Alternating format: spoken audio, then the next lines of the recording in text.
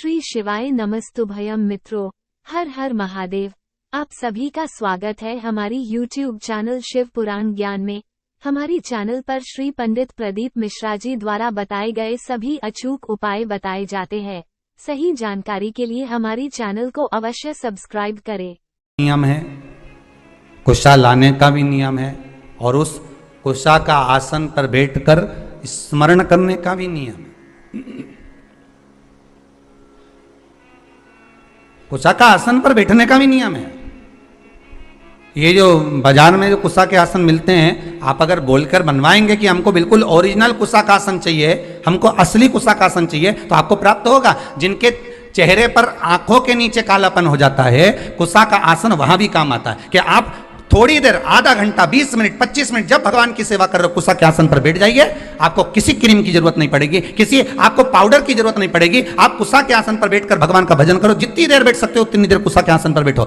4 दिन, 8 दिन, 15 दिन कर देखना, आंखों के नीचे से कालापन समाप्त हो जाएगा। कुशा के आसन में वो तेज बल होता है कि नेत्र की ज्योति भी बढ़ा देता है। कुशा के आसन में वो बल होता है कि आदमी के नेत्रों पर जो चश्मा चढ़ा होता है वो तक समाप्त हो जाता है।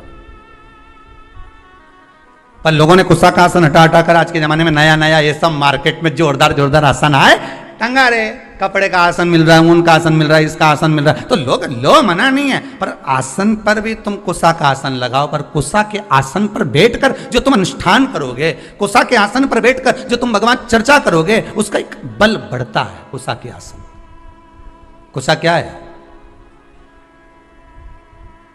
जब माता जानकी जी पृथ्वी में समा रही थी, भूमि में जा रही थी, राम जी ने रोकना चाहा, रुको जानकी, रुको सीते, सीते सीते करते करते राम जी भागे, सीता को पकड़ने ही वाले थे। माता सीता पृथ्वी में जाने लगी, केवल उनके केश जानकी जी के थोड़े से हाथ में आ गए। बस वही केश ही कुशा है, वही केश ही कुशा है।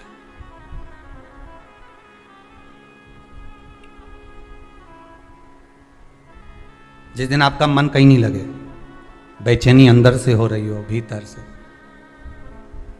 हम तो ज़्यादा समय तो आपसे नहीं कहेंगे क्योंकि आप इतनी देर बैठोगे भी, सीधी सीधी बात है। हम कह भी दें कि तुम 1-2 घंटा बैठ जाओ तो नहीं बैठ सकते, तो हम तो इतना कहेंगे कि अगर आपके हृदय में बेचैनी ज़्यादा हो, मन ना लग रहा हो, आज ऐसा लग रहा है कि मुझे कुछ भी अच्छा नहीं लग रहा, आज आपको ऐसा महसूस हो रहा है कि कुछ बुरा होने वाला है, आज आपको ऐसा महसूस हो रहा है कि मेरा कोई अंग फड़क रहा है जिसके कारणवश मुझे कुछ कष्ट हो सकता है, आज मुझे स्वप्न अच्छे नहीं आए हैं, आज मेरी विचारधारणा ठीक नहीं लग रही है, आज मुझे कोई घात का योग बन रहा है, मेरे ऊपर कोई ग्रह बेकार चल रहा है, इसलिए आज मेरा मन नहीं लग रहा, आज मुझे बेचैनी, आज मैं इस मार्ग से जाऊंगा और मेरे साथ में घात होगी। तो निवेदन है, कम से कम 10 मिनट से लेकर 15 मिनट के भीतर आप कुशा के आसन पर आराम से बैठिए और बैठकर भगवान का स्मरण करिए। नारायण का, शंकर का, राम का, कृष्ण का, जिसकी मर्जी पड़ जाए उसका स्मरण, तुम्हारे गुरु मंत्र का स्मरण कर लो, तुम्हारे गुरु का स्मरण कर लो, पर करो। 15 मिनट बैठकर कर लीजिए। उसके बाद आपके हृदय में जो हलचल मची हुई थी वो एकदम शांत हो जाएगी। 15 मिनट से ज्यादा में करना ही नहीं, तुम तो 15 मिनट करके देखो, और करके जरूर देखना कहीं श्योर वाला महाराज झूठ तो नहीं बोल रही। हम भगवान को दुनिया की सारी वस्तु देते हैं पर भगवान को हम मन नहीं दे पाते। मंदिर में खड़े होकर भी हमको बेटा बेटी से बात करे, पत्नी पति को फोन लगाए, पति पत्नी को फोन लगाए, सास बहू को लगाए, बहू सास को लगाए, भतीजा भतीजी को लगाए, बहन भाई को लगाए, तो भी मंदिर में पूजन कर रही है और फोन आ गया तो भी कह देगी मुझे तेरी बड़ी याद आ रही हो। अब भगवान के चरणों में बैठी, भगवान की पूजन कर रही, भगवान की अर्चना कर रही, भगवान से निवेदन कर रही, और फोन लगाकर दूसरे से करे कि मुझे तेरी याद आ रही, तो भगवान को कितना बुरा लगेगा, कितना बुरा लगेगा कि बेटी मेरे पास में है। अरे पति पत्नी दोनों साथ में बैठे हुए हैं और दोनों आज विचार कर बैठे हैं कि अपन दोनों बात करेंगे, और इतने में पत्नी ले और व्हाट्सएप खोल के बैठ जाए, मोबाइल लेके बैठ जाए, या पति मोबाइल लेकर बैठ जाए, तो पत्नी को बुरा लगेगा कि नहीं लगेगा? अरे ईमानदारी से तो बोलो, लगेगा ना। और अगर पत्नी व्हाट्सएप चला रही है, पत्नी अगर मोबाइल चला रही है तो पति को बुरा लगेगा। उसी तरह तुम परमात्मा के पास जाकर अगर बैठे हो, मेरे शंकर के पास जाकर बैठे हो, मेरे ओघरदानी शिव के पास में जाकर बैठे हो, तो जितनी देर तुम शंकर के पास में बैठे हो उतनी देर तुम्हारा मोबाइल से मतलब है तुम्हारा मन कहीं और नहीं जाना चाहिए, उतनी देर तुम्हारा चित्त, तुम्हारी वृत्ति, तुम्हारा मन परमात्मा में लगा होना चाहिए। फिर देखो भगवान तुम्हारे व्रत का फल देता है कि नहीं देता, फिर देखो भगवान तुम्हें फल प्रदान करता है कि नहीं करता। फिर आप ये नहीं कहोगे कि मैंने इतने व्रत करे और भगवान ने नहीं सुने, फिर भगवान सुनेगा। भगवान कहते हैं कि व्रत तो करती है पर मन नहीं लगाती है, भोग तो लगाती है पर भाव से नहीं जिमाती है। कीजिए हमारे YouTube चैनल शिव पुराण ज्ञान को और साथ में बेल आइकन को दबाना न भूले ताकि आपको हमारे लेटेस्ट वीडियोस की अपडेट्स मिलती रहे। श्री शिवाय नमस्तु। अब भोग तो ऐसा कोई भी लगा दे, दुर्योधन ने ही लगाया था ढेर सारा, लड्डू ने, पेड़ा ने, गुलाब जामुन ने, इमरती ने, भजिया ने, पकौड़ा, सब बनाया ढेर, खूब सारा बनाया।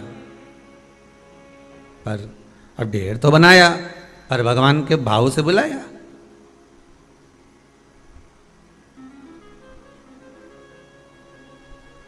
कि भक्तों के घर भी सांवरे आते रहा करो, दर्शन के नैन बांवरे दर्शन दिया करो। कहते हैं प्रेम से प्रभु छिलके भी खा गए, कहते हैं प्रेम से प्रभु छिलके भी खा गए। शबरी के झूठे बेर भी खाते रहा करो, दर्शन के नैन बांवरे दर्शन दिया करो। भक्तों के घर भी सांवरे आते रहा करो। भाव चाहिए भगवान को, आपका धन दौलत संपदा सत्ता वैभव ये कुछ भी परमात्मा को नहीं चाहिए, आपसे कुछ नहीं चाहिए। भगवान कहता है कि मुझे मेरा दिया हुआ मत दे, जो तेरा है वो मुझे दे दे। कितना सुंदर, पहले भी कहा फिर कहते हैं कि अहंकार आपका अपना है, और जब अहंकार आप भगवान को दे दोगे तो आप तो वैसे ही सृष्ट हो जाओगे।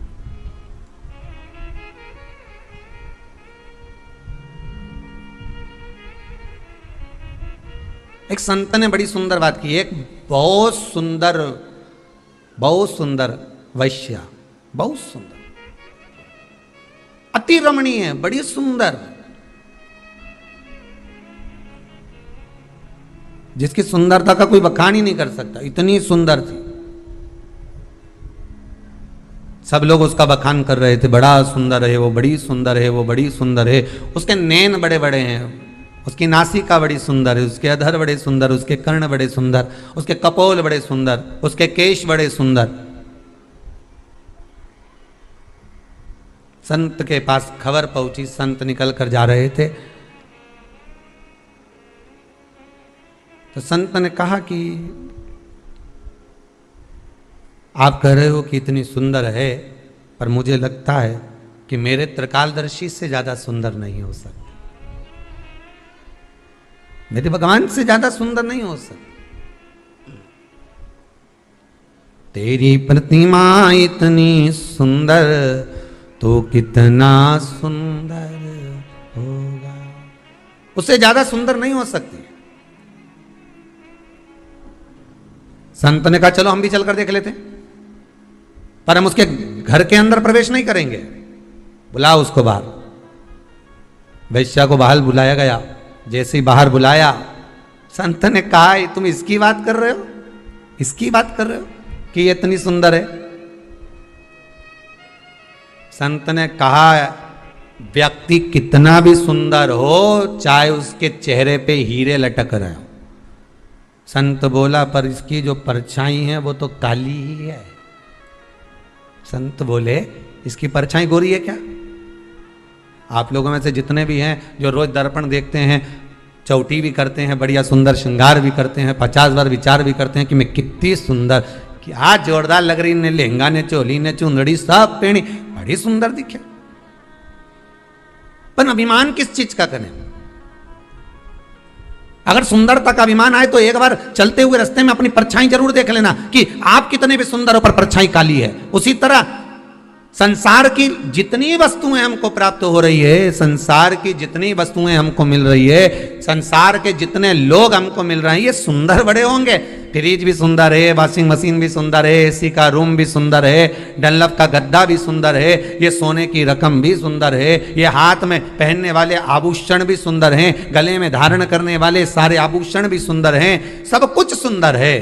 पर ये सुंदरता के साथ में इसकी परछाई भी तो देखो कि ये काली है कि नहीं। इस सुंदरता में दुख भी है, इसमें कालोच भी है, इसमें परछाई भी है। अगर आपको यह वीडियो पसंद आया है तो कृपया वीडियो को लाइक करें, कमेंट करें और हमारी चैनल को सब्सक्राइब करें। श्री शिवाय नमस्तुभ्यम।